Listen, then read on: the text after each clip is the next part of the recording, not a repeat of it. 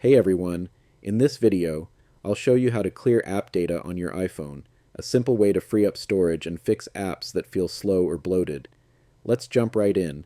Over time, apps can collect temporary files and cache that take up space in the background. Clearing that extra data can make a noticeable difference, especially if your storage is almost full. Here's how to do it. First, open the Settings app on your iPhone. Scroll down and tap General, then select iPhone Storage. You'll now see a list of all your installed apps, sorted by how much storage they're using. Look for any app that's taking up more space than it should. Tap the app, then choose Offload App. This removes the app and its temporary files while keeping your personal data safe. After that, reinstall the app from the App Store. This refreshes the app, clears unnecessary data, and frees up valuable storage.